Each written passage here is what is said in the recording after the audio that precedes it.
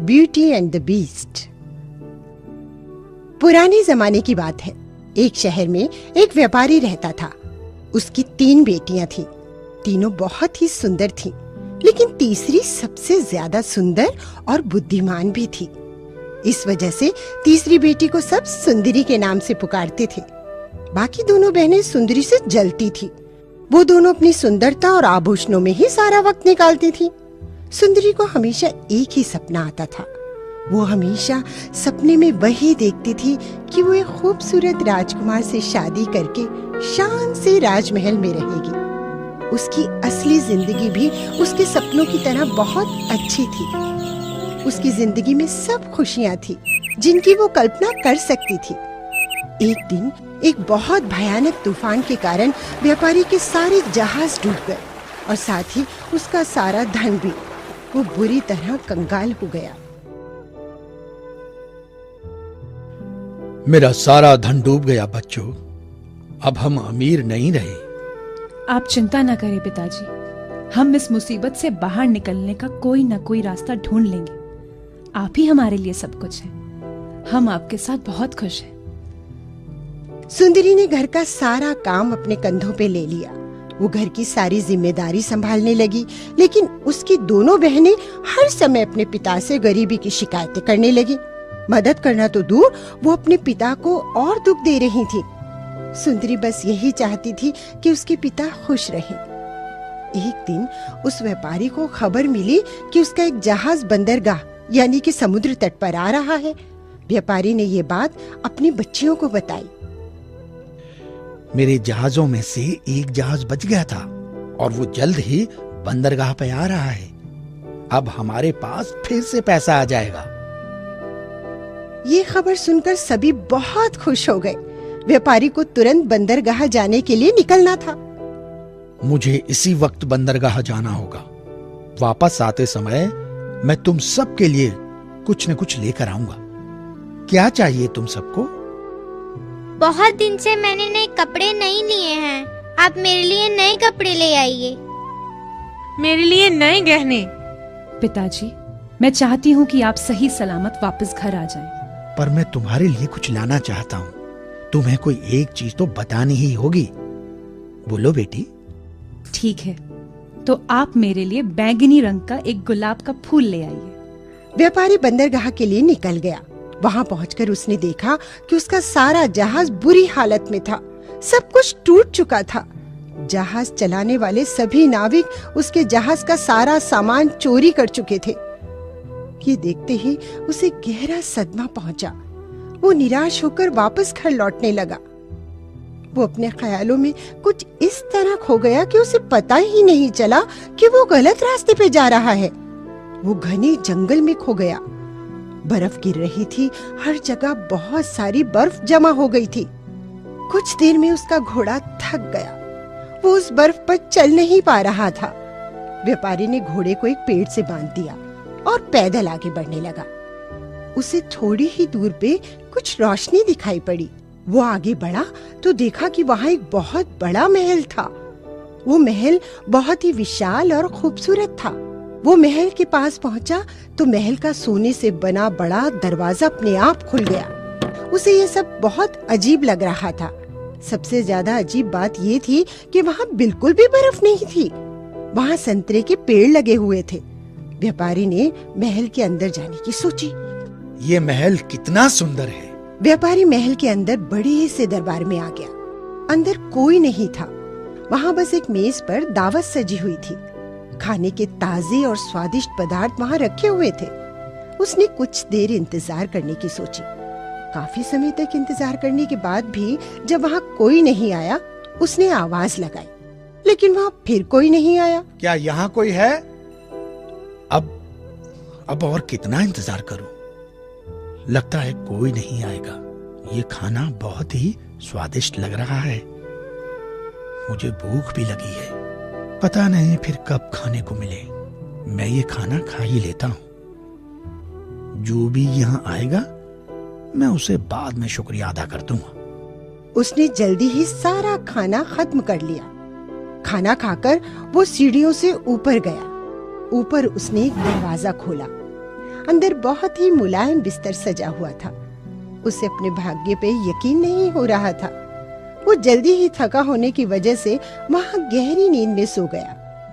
वो इतनी गहरी नींद में सोया कि उसकी आंख सीधे अगली सुबह ही खुली।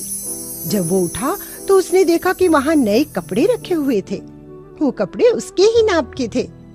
उसने अपने कपड़े बदले और तैयार होकर नीचे आ गया। नीचे उसी मेज पर नाश्ता तैयार रखा हुआ था। सब कुछ उसकी पसंद का था। दूध, ताजा जूस, ब्रेड।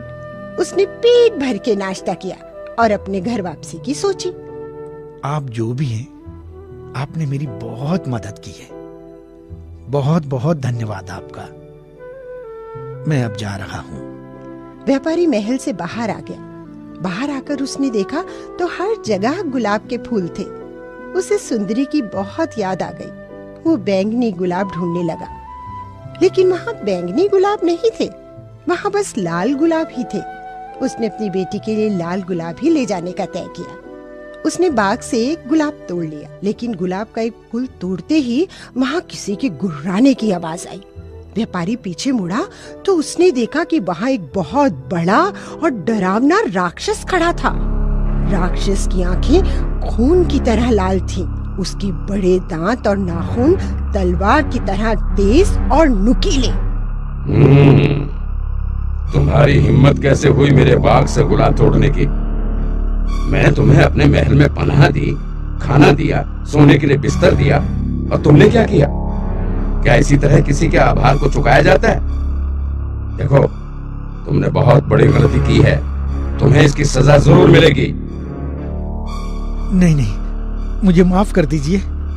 मैं तो अपनी बेटी के लिए एक गुलाब ले जा रहा था। आपने मुझ पर बहुत दया दिखाई है। मुझे माफ कर दीजिए। क्या कहा तुमने? बेटी के लिए?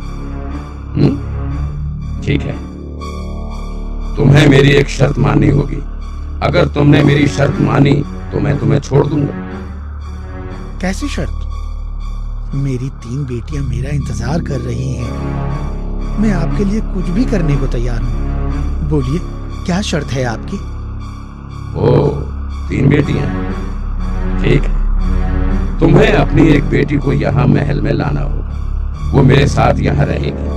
उसके बदले में तुम आजाद होकर जा सकते हो। मुझे मंजूर है। मेरी एक बेटी यहाँ आने को जरूर तैयार हो जाएगी। बहुत अच्छा, मैं तुम्हें अपना सबसे तेज घोड़ा दूंगा। तुम्हारे पास 1 महीने का समय है। 1 महीने में तुम्हारी एक बेटी अपनी मर्जी से यहाँ आनी चाहिए। अगर वो अपनी मर्जी से नहीं आई तो मैं उसे स्वीकार नहीं करूंगा, और अगर 1 महीने में तुम उसे लेकर नहीं आए, मैं खुद तुम्हें ढूंढने आऊंगा और तुम्हें मार दूंगा। व्यापारी ने उस समय अपनी जान बचाने के चक्कर में बिना सोचे उसकी शर्तें मान ली। वो जानता था कि उसकी कोई भी बेटी वहां नहीं जाना चाहेगी। वो राक्षस के दिए घोड़े पे बैठा और वहां से चला गया। घोड़ा बहुत तेजी से दौड़ा और जल्दी ही व्यापारी के घर पहुंच गया। व्यापारी बहुत ही लाचार महसूस कर रहा था। घर पहुंचते ही उसकी बेटियां उससे अपने उपहार मांगने लगी।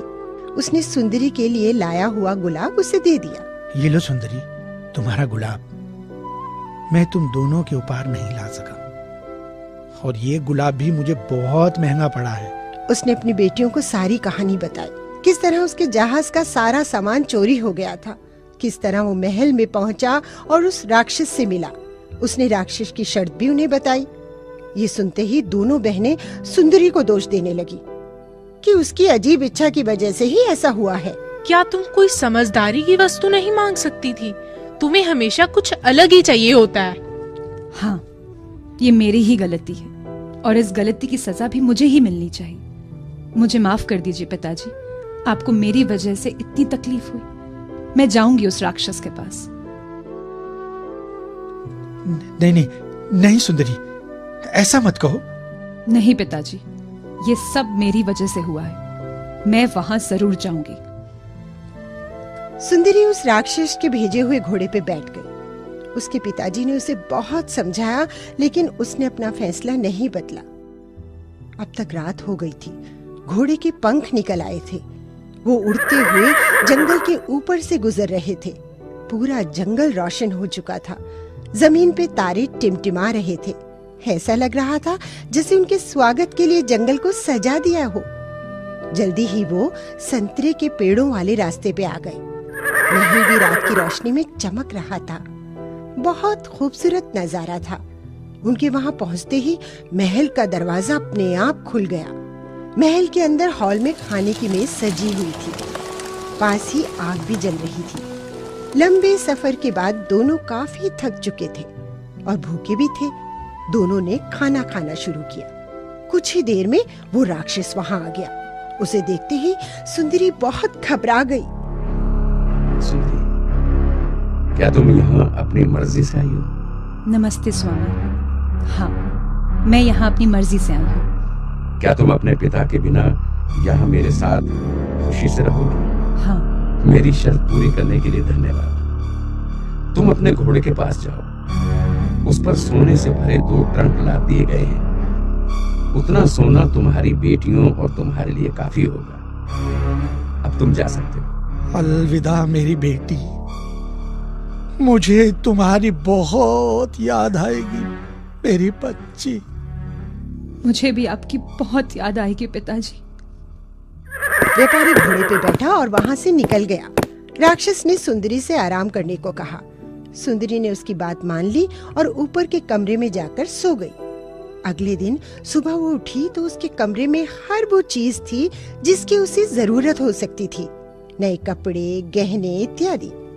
वो तैयार होकर नीचे आई तो खाने की मेज तैयार थी। उसने पेट भर खाना खाया और खिड़की के पास पड़े सोफे पे आकर बैठ गई। इतना ऐशो आराम होने के बाद भी उसे वहां अच्छा नहीं लग रहा था। वो सोचने लगी, क्या मैं हमेशा यहाँ कैद रहूंगी? किस तरह से आजाद करूं मैं खुद को? कैसी हो सुंदरी? मैं ठीक हूँ। सुंदरी, क्या तुम मुझसे प्यार करती हो? क्या तुम मुझसे शादी करोगी? अरे डरने की कोई जरूरत नहीं। तुम बेझिझक अपना जवाब दे सकती हो। सिर्फ हाँ या ना में जवाब दो। नहीं। ठीक है, कोई बात नहीं। शुभ रात्रि सुंदरी। शुभ रात्रि। राक्षस वहां से चला गया और अपने संगीत में व्यस्त हो गया। हर शाम वो इसी तरह सुंदरी से मिलने आता और हर दिन वो उससे सवाल करता कि वो उससे शादी करेगी या नहीं। सुंदरी हर दिन उसका प्रस्ताव ठुकरा देती और राक्षस उदास होकर वहां से चला जाता। हर शाम वो संगीत जरूर बजाता था।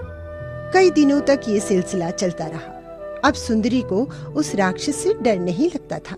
सुंदरी के दिन महल में मजे से गुजरने लगे। राक्षस ने उसके लिए बहुत सी किताबें लाकर दी। वो उन्हें पढ़ने में अपना समय बिताने लगी। वो बाग में भी जाती थी। राक्षस का संगीत सुनना भी अब उसे पसंद आने लगा था। वो अक्सर बैठकर खूब सारी बातें किया करती। अब तक उसने संगीत भी सीख लिया था। बहुत से दिन गुजर गए और सुंदरी को कुछ भी तकलीफ नहीं हुई। राक्षस बहुत ही दयालु था। उसने सुंदरी को कभी भी परेशान नहीं किया था। फिर एक दिन उसे अपने पिता और बहनों की याद आने लगी। वो उनसे मिलने के लिए तरसने लगी। उसकी याद में वो बहुत उदास रहने लगी। एक दिन राक्षस ने उसकी उदासी का कारण उससे पूछा।